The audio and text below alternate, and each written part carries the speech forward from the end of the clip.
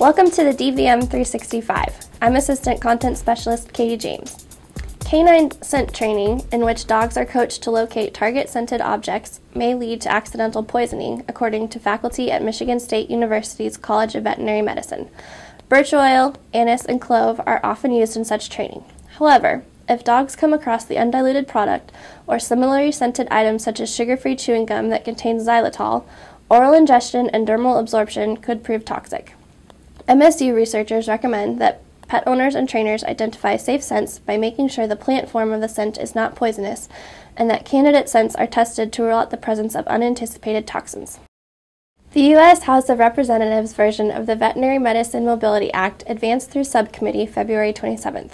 The bill would amend the Controlled Substances Act to clarify that a veterinarian who has registered with the Drug Enforcement Administration may transport, administer, and dispense controlled substances in the regular course of veterinary practice.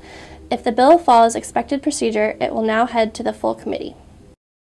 Social media can be a powerful business tool. Listen here as Dr. Ernie Ward explains how team members are crucial to the success of the clinic's Facebook, Twitter, and other platforms. When it comes to team members and your role in social media in the practice, I say you are critical.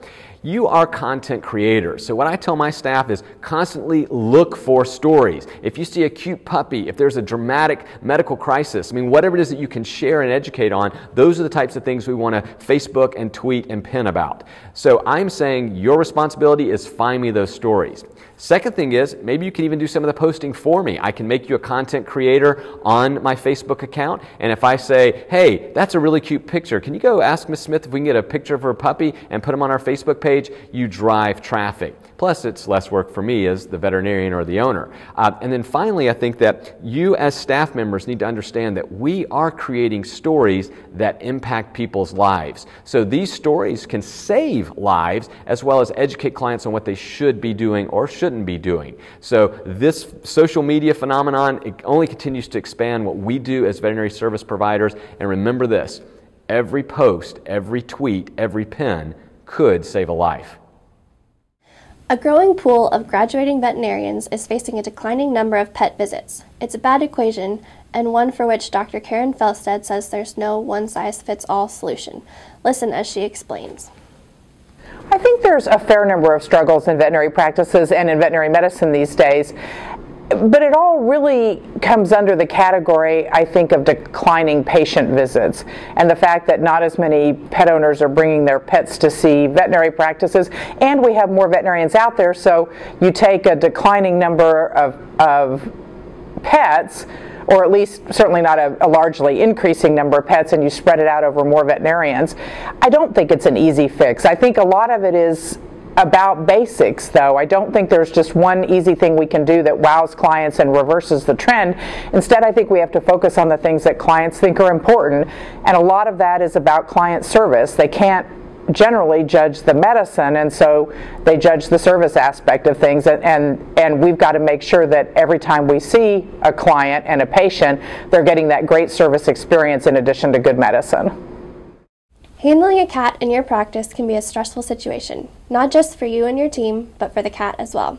And stress associated with veterinary visits is one of the top reasons cat owners avoid coming in, according to recent research. In this sneak peek from a new dvm360.com video, noted behaviorist Dr. Sofia Yin discusses safe towel wraps to use on cats.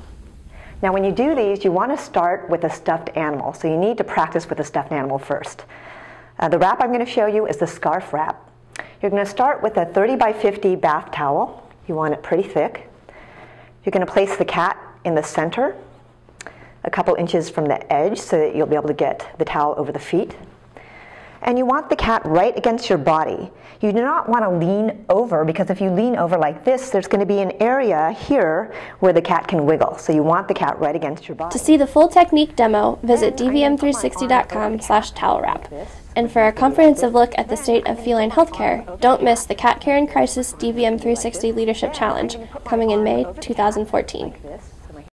We hope you've enjoyed this edition of The Five. If you have suggestions for future shows, email us at dvm360@advancedstar.com.